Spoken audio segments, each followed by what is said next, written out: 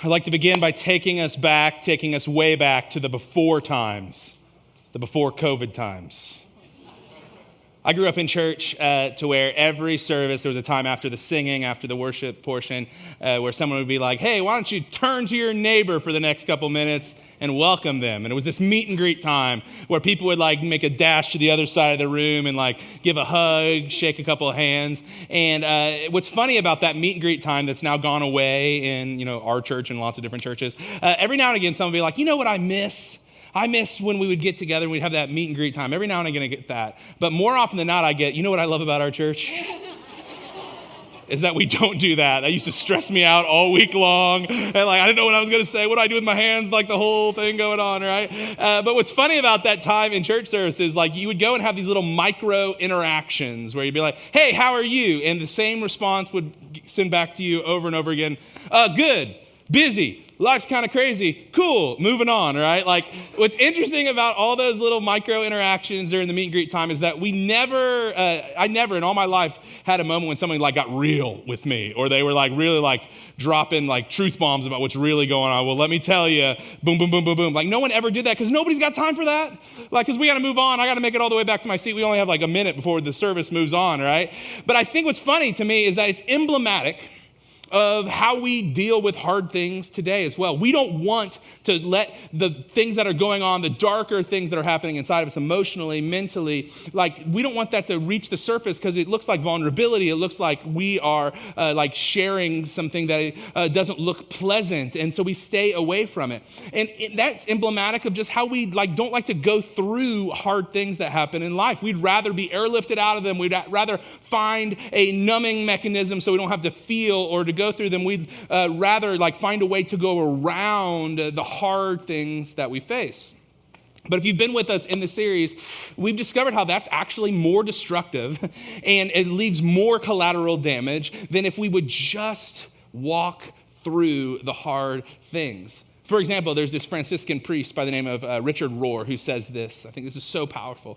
If your pain is not transformed, it will be transmitted. And some of you know exactly what Richard Rohr is throwing down because that's been some of your story, maybe on the receiving end, or maybe it's been something that you've done. But instead of dealing with the hard things in life and actually inviting God in and others in so that pain can be transformed, we've just kind of gone around it, not really dealt with it, let it fester, and it's been transmitted. Sometimes to people that had nothing to do with our pain in the first place. To our coworkers, to heaven forbid our kids, or maybe our spouse, our partners in this way. Because we bleed all over those who had nothing to do with cutting us in the first place because we don't deal with our stuff, the hard things.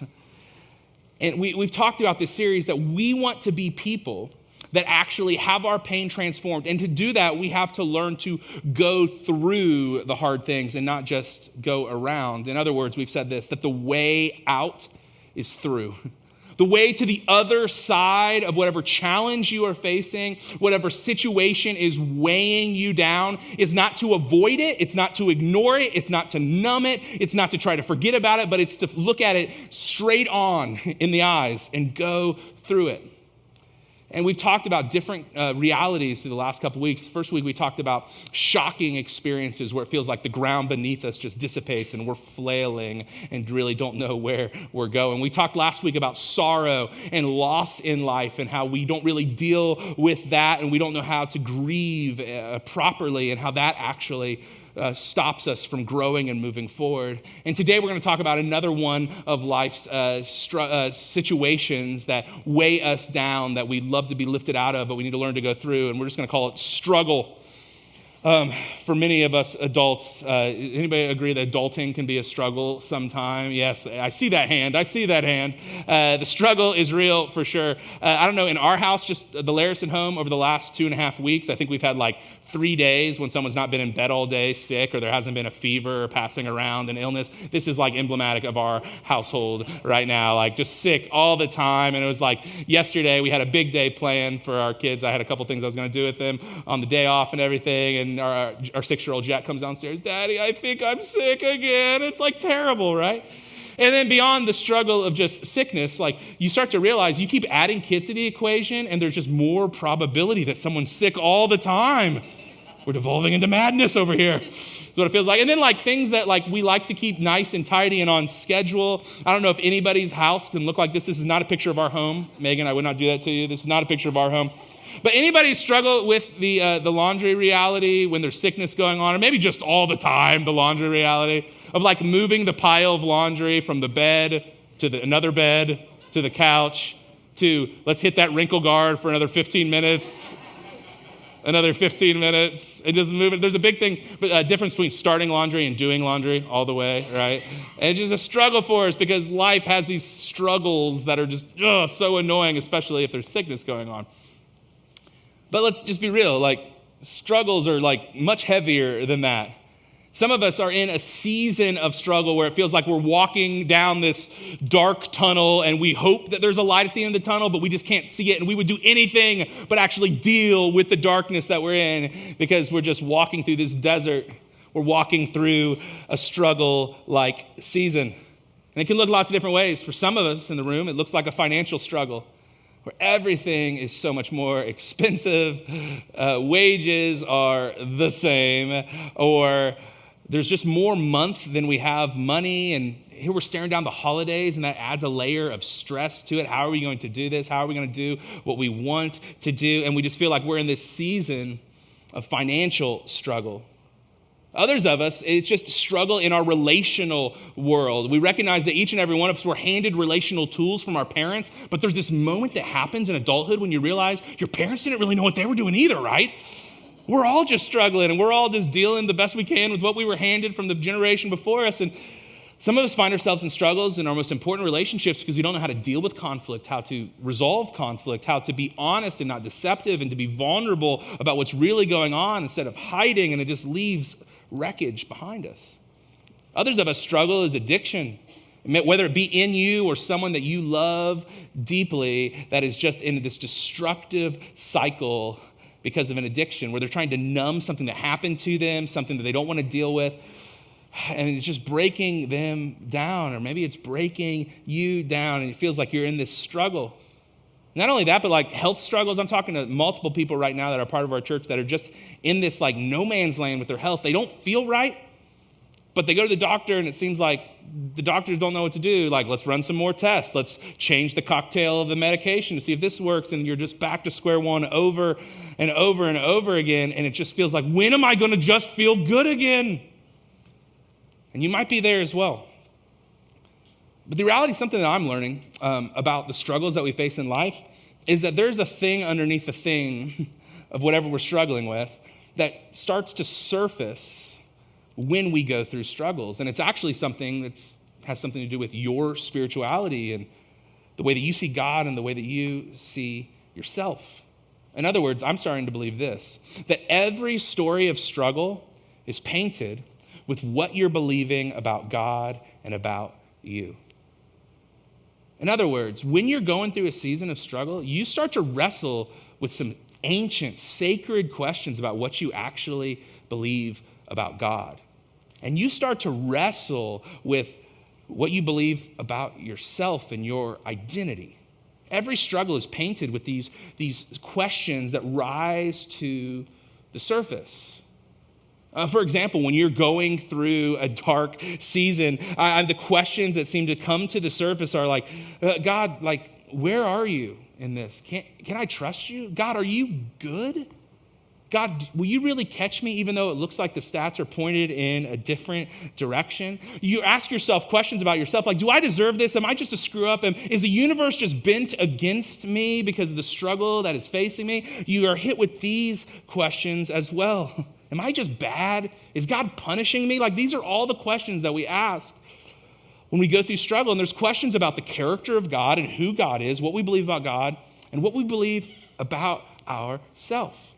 And what I find to be really encouraging to me is that we have some examples of people in the scriptures who ask these same kinds of questions because they went through dark moments of struggle as well. And one person I want to spend some time with today is one of the patriarchs of the faith all the way back in Genesis, a guy by the name of Jacob. And Jacob's entire life is characterized by struggle, by running away from God, running away from who he is, struggling with his identity, always wanting something he didn't have, and it left a huge mess.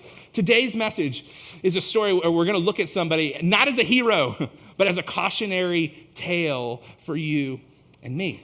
And Jacob's struggle began before he was born, actually, because even though he was promised to be the heir of promise from God, we see at his birth, man, the struggle begins. We're told this in Genesis 25. Jacob's parents were Isaac and Rebekah. When the time came for Rebekah, for her to give birth, there were twin boys in her womb. The first to come out was red, and his whole body was like a hairy garment. Can you imagine? So they named him Esau. Now, something I need to note before we move forward. In the ancient Near East, what you were named was so much more than just the popular name of the time. Mothers and fathers didn't go through baby books to see what's a cool name that we can name our kids. No, your name was so much more. Your name was your legacy. Your name was just this prophecy spoken of you of the type of person that you will be and how you will walk in the world. And so Esau is born, and his name means hairy. Literally. Good, have a good life, Esau. But then we're told this in the very next verse. After this, his brother came out, and with his hand grasping Esau's heel, so he was named Jacob. And the name Jacob that his parents chose for him meant literally heel grasper. And it's not just built onto this act, but heel grasper was emblematic, and it was covered with Hebrew idioms and figures of speech to paint the kind of person that Jacob would become. Heel grasper sometimes means supplanter, someone who steps in even though it wasn't his role. It's this idea of an overreacher, someone whose reach exceeds their grasp. Sometimes it's painted with this idea of manipulator or deceiver or schemer, someone who's always wanting more than what they have. And there can be a positive side to this name. Like you might name your son Jacob, or maybe you were named Jacob because you're never going to be satisfied with the status quo. You want to build something beyond yourself and be about something more than just what's normal. And that can be positive. But the way it plays out for Jacob is much more of a tragedy. A liar, deceiver, manipulator, overreacher, supplanter, someone who always wants what he doesn't have. Jacob's life is going to be a struggle all the way through. He begins by struggling with his family and with his older brother Esau. Now, Esau's the oldest, and so he's what's called the Behor in the ancient Jewish culture. A Behor was the firstborn who would get a double blessing of his family's estate, but also hold double responsibility for the estate. And this is what Esau held. But one day Esau was out hunting, and he had been gone for many, many days, and he comes back to the family property, and he's starving. He hasn't eaten anything at all, and lo and behold, Jacob is right there at the gates of their community, and he's making a nice stew, probably a filet mignon or an aged prime rib stew kind of thing going on. But it smells great, and Esau is starving, and he begs his younger brother, give me a bowl of that stew. I'm starving to death. Please give me a bowl of this stew. And then Jacob, who's got an idea, he's got an angle, he's got leverage, he decides to say, hey, I'll give you a bowl of this stew if you give me your birthright, if you let me become the Behor. And of course, Esau in this moment is just overtaken by his hunger and by feeling so ill that he goes, of course, I'll just take the stew. And then Jacob's like, no, seriously. And he takes the birthright from his brother. Now, a lot of times we get on Esau, but like, how in the world could you possibly give away your birthright for a bowl of stew? But who amongst us, my friends, hasn't skipped dinner and you're coming home late from Indianapolis and it's like 11 p.m. and you see that beautiful bell, the Taco Bell sign? You think, I know this is going to hurt me later. I know I'm going to regret this. But yes, we've all been there and made some terrible decisions. And in a much larger way, Esau did that. But it bred this animosity between Jacob and Esau.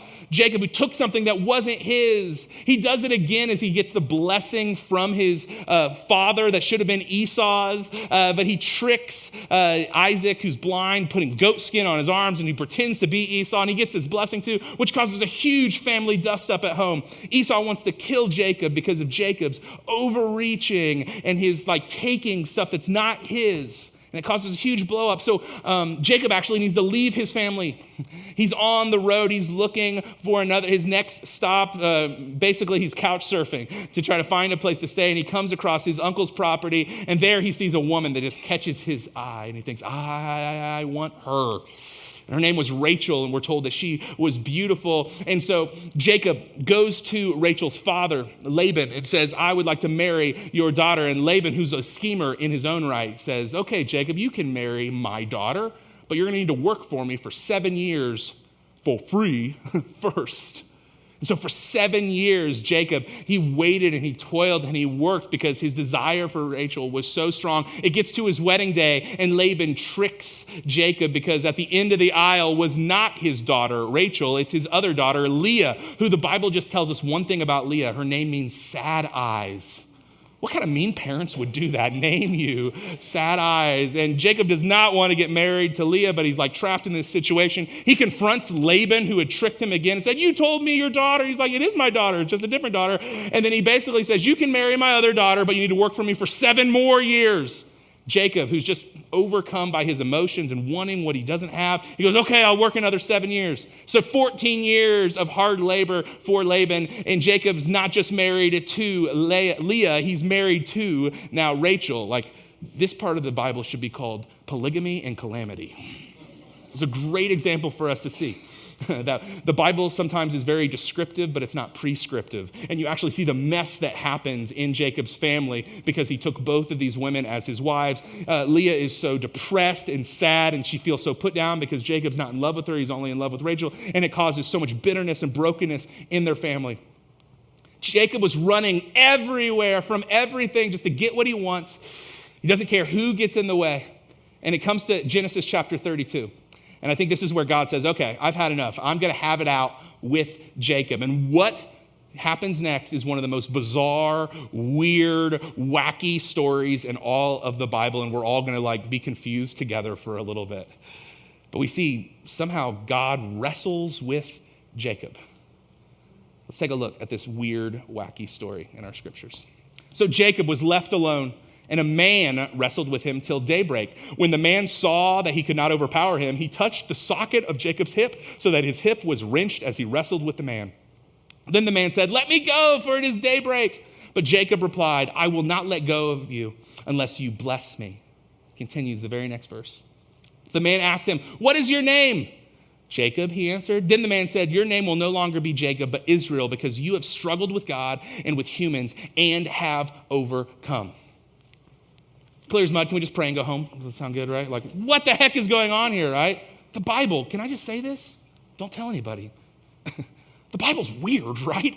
This is so strange. What is going on? This feels like a ghost story in a way. In some ways, it feels like one of those troll stories where there's a troll at the bridge. You cannot pass until you say this riddle kind of thing going on. They have to wrestle till daybreak. It seems like the God character in this story is losing to Jacob. What's that all about? There's this whole weird thing with the hip and then a name change. What is going on? Seriously, you guys know I'd love for you to tell me. Now, I think there's some things. Let's break this down. Let's look at this thing because I think there's something that is very instructive to us as we go through the struggles of life inside of this. Let's go back to the beginning of the story. So Jacob was left there, and there's this man that we find out later is God or a messenger from God that he's wrestling till daybreak. But it gets really confusing because it seems, again, like Jacob is defeating this man, right? Where the man or the God figure is saying, I want you to let me go, but Jacob just won't.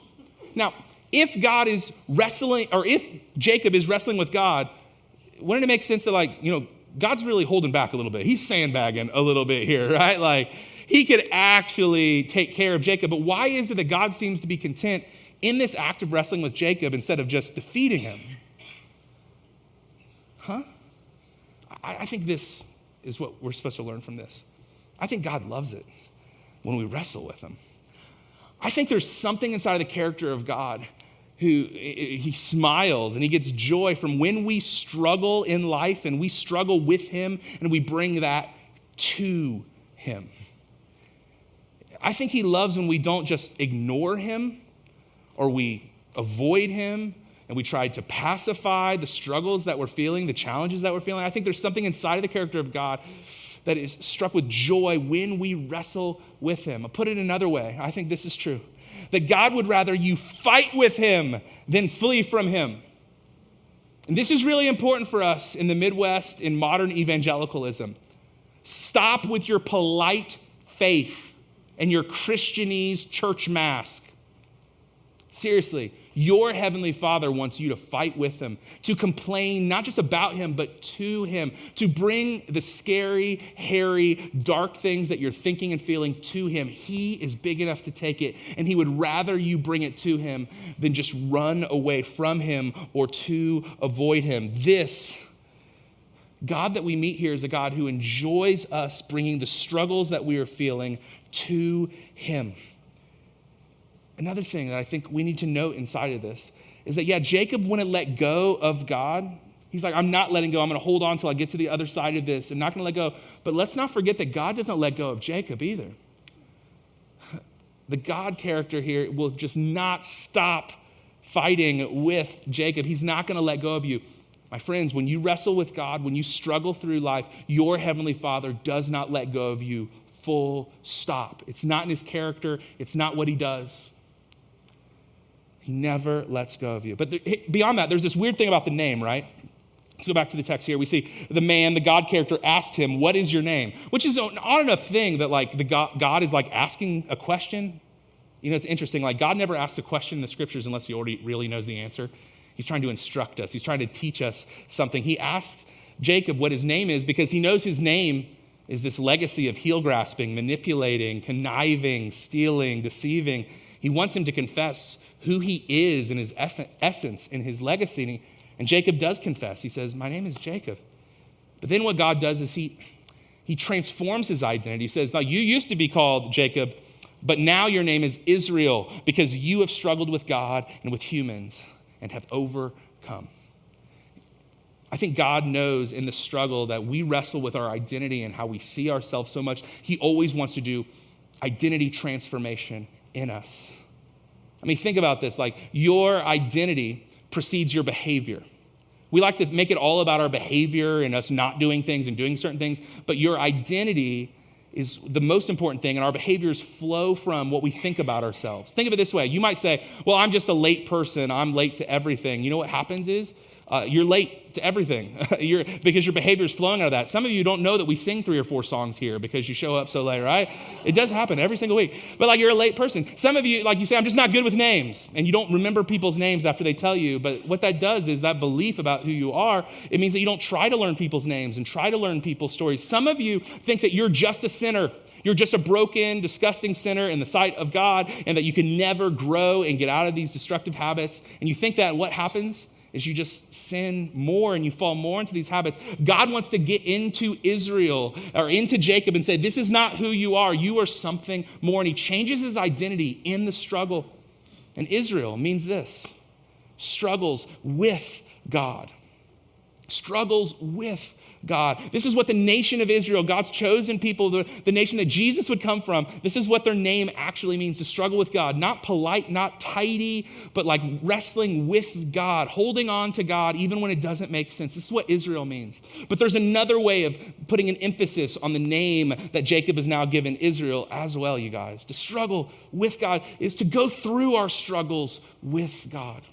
You know how we overcome struggles in our life and get through our struggles is that we bring our struggles to God and we go through our struggles with God. This changes everything. With whatever you're going through, you know that you can face it with God, and you can't do it without God. You go through your struggles with God. You bring your complaints, your lament, as we've talked about, to cry tears of sorrow to God, to complain to him. When you bring that to him, you can go through your struggles with God. When you bring your struggles and go through struggles with God, you have the chutzpah to not let go of him until you reach the other side. And this is how we go through our struggles, is that we struggle with God honestly, and we bring our struggles to God and go through them with God. It's the only way we can do it. I want to invite my friend Jesse McLemore, who's a huge part of our church here this morning. He's going to share some of his story of struggle. So come on up, Jesse. Why don't you guys welcome up my friend Jesse?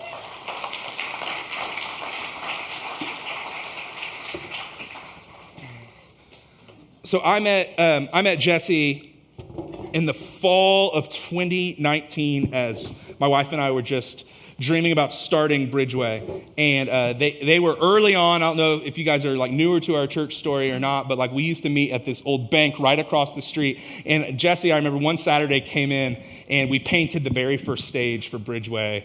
And so it was like early on. They were actually, him and his partner Kirsten were a part of our very first table group here at the church.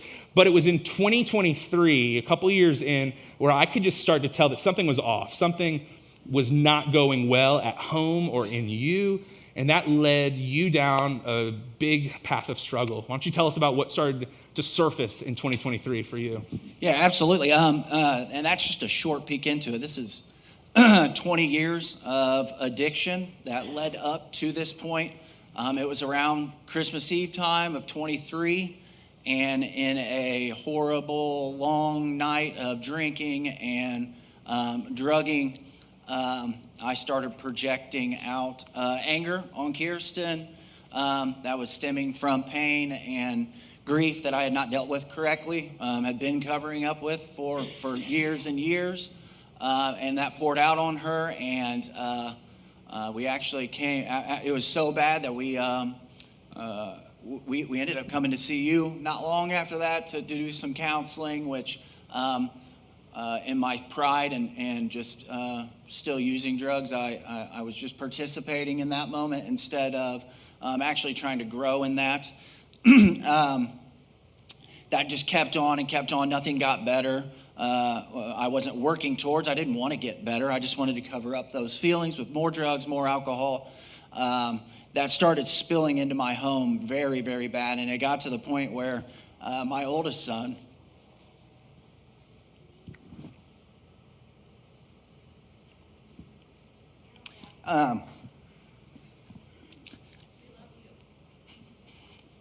he started to notice.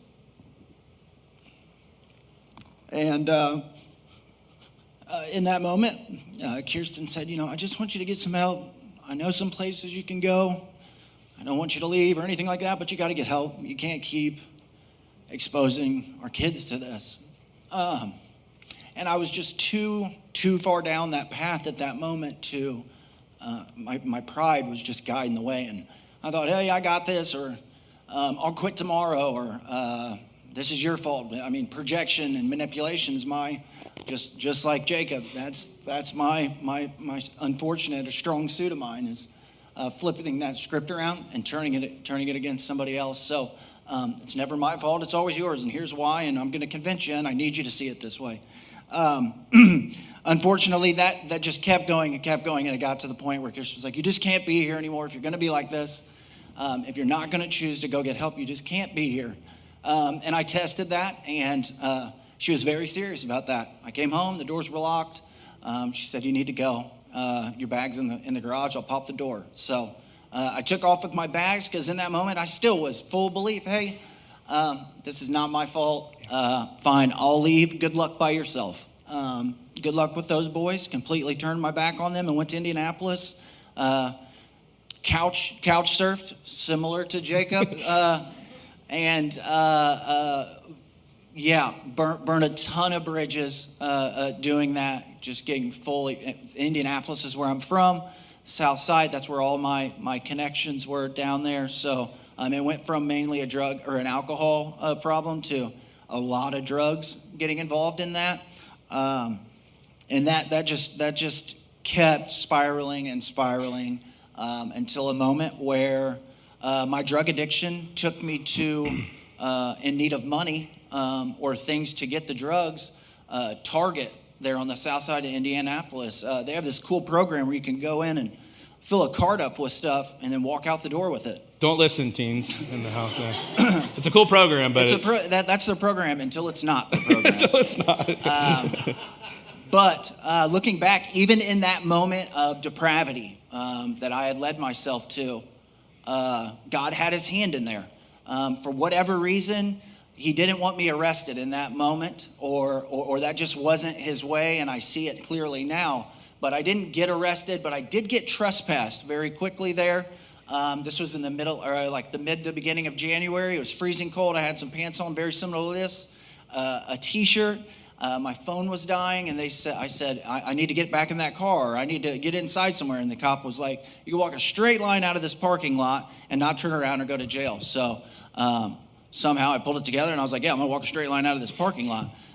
But freezing cold, there was some beauty there, because that was rock bottom. That was struggling. That was kind of the end of me struggling with myself, thinking I've got a hold of this. And I kind of needed that freezing cold, sitting on the side of I-65 on the south side of Indianapolis, realization that I don't have control of this. I never did. It's crazy that I even thought that I did. God, I need you right now. Yeah. So you found yourself rock bottom on the side of 65, your phone's dying, but you make the one call that you're probably the most terrified to make to Kirsten. Yeah. And so talk about like that call and then where you found yourself the next couple days. Yeah. During this whole time that I was gone, that was about a 1.5-year process that we just went through really quick. Kirsten chased, even in that, just avoiding her, being in a drug and alcohol shame where I didn't want to talk to her. I didn't want to talk to my boys because I was high or drunk. I didn't want them to see me that way. I'd get sober and feel so bad. It was just a huge cycle of shame. She kept chasing after me, saying, just come and try this place out, or try and get help, or talk to Joel. Joel's been texting you. Joel's been calling you. Why aren't you answering? And I came up with every excuse in the book. I'm gonna do that tomorrow, or I still don't have a problem, or I don't need recovery. That's not gonna help whatsoever. But I did. I finally made a phone call to her, sitting on the side of the interstate freezing, and I said, hey, I'm in trouble. Here's what's happened. And she was less than excited to hear from me in that moment. But after a couple minutes, I think she did hang up on me, but a couple of minutes later, she called back and she said, which is crazy because they're here today to hear me speak about it. She said, hey, Pete's gonna come get you. So my buddy Pete drove down, came and got me.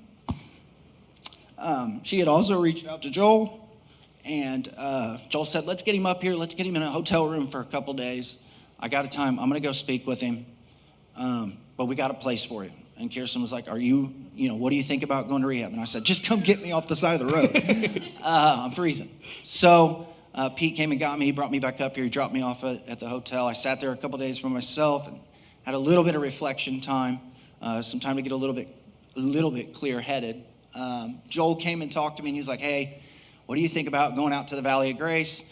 He had already heard the excuse that I don't have money, so he was like, the church is going to help you get there and take care of that part of it. We just want to get you to a safe place where you can do some healing. And I got a chance to go to the Valley of Grace. It's a recovery center, faith-based, in the northeast corner of Howard County.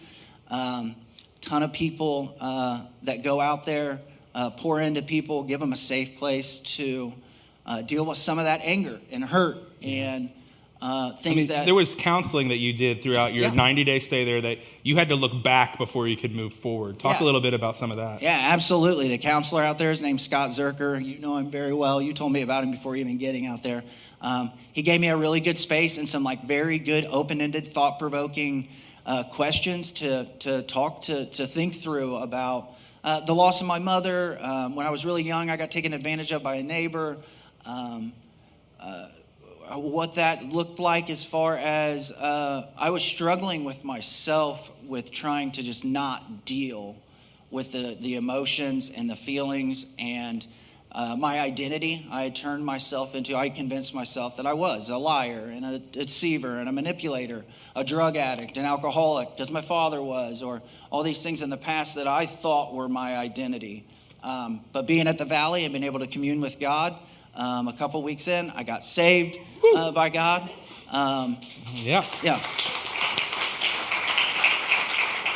And talk a little bit about like that identity transformation that you had. You talked about the name that you felt like you had given yourself, but what name do you feel like God has given you? God's given me, I'm a child of God. He's my Abba Father, Almighty. He tells me I'm chosen. He chose me. I can't be plucked from his hand. It's a relief to my heavenly Father compared to my earthly father are so vastly different that building that trust there it's a 90-day program at the Valley. And trust me, I tested that because I wanted to tell him, about 30 days in, I'm good. I can probably leave here. I'm so glad that I stayed for 90 days.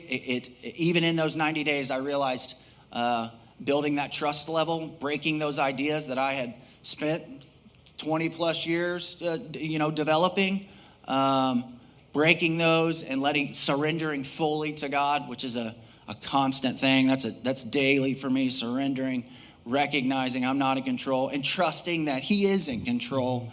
He knows this plan. And like I said, he won't let me be plucked from his hand. He is my Holy Father. It's a special feeling. Yeah. So you graduated. When did you graduate from the Valley with your 90 days? Because I was out there for your graduation. You came out and did my charge for my graduation, which was awesome. That was April 25th. So go back. I want to show a picture of Jesse before. This is when I saw him at the hotel. I know he loves to see this. But man, when I went to go visit him, he was a shell of the person that I knew. But he had found rock bottom. Believe it or not, that's actually a pretty good picture. Hate to say but that. You look a little bit later, he's celebrating at a fundraiser for the Valley with him and Kirsten, just like a completely different person. Yeah, man, so great. And beyond that, it's like the next Sunday after he graduated, he was here with his family worshiping with us, and he got baptized a few weeks later, which was so special. Yeah. Life-changing. Yeah. And, I want to say this. I didn't say this in the first service, but man, you might have seen Jesse out in the lobby before this service because he was serving on hospitality team, greeting people. Jesse's he's one of the Bridgeway Kids volunteers that gets to teach my son Jack on Sunday mornings, and that's a whole different experience in there. I'm a new believer, newly saved, so I'm in there with the kids, and I think I might get more out of it than they do. It's fun. But I just want to say, I'm so proud that you get to be a voice that speaks into my son's life. Thank you. That's the all glory to God. He gives me those opportunities these days. And so beyond that, Jesse and his partner for a really long time, Kirsten, you put a ring on it, right? Yeah, we got engaged just about a month ago. So it's just such a joy to see God work through this. I guess let me ask you one more question. What would you say to somebody here this morning who feels like they're in the middle of a dark tunnel season, the struggle? What do you want them to trust about God because you've experienced it? The biggest thing is there's hope and there's people like you. You're not alone. I love you. I'm here for you. I'm always willing to help or hear you out wherever you're at. But the biggest thing is my perspective changed since God softened my heart. Is I spent all that time struggling with an identity or a lie or something, pride that I had let build up in my life.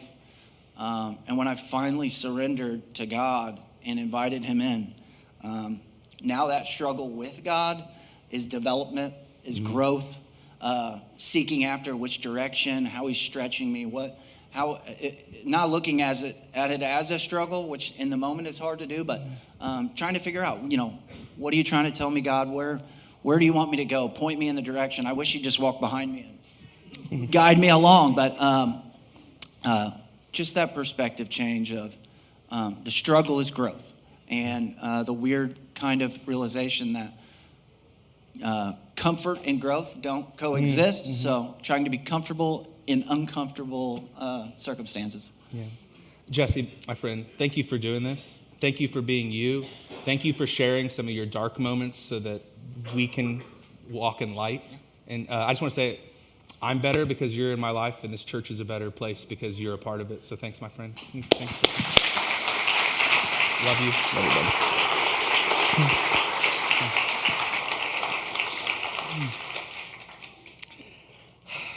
There's one more part of Jacob's odd wrestling match with God story I think could be instructive to us before we leave today.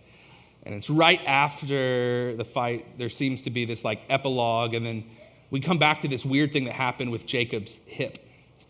So Jacob called the place Peniel, saying, "It is because I saw God face to face, and yet my life was spared." The sun rose above him as he passed Peniel, and he was limping because of his hip. I think it's true that often when we go through a struggling season, or we're in the midst of struggle, where we have this effect to it. Maybe it's a name that we call ourselves. It's a reminder of the pain that we have experienced. But oftentimes we have this limp, just like Jacob did. But what I find to be so beautiful and so powerful is that I don't think that Jacob saw his limp as his identity, but I think he saw it as a reminder.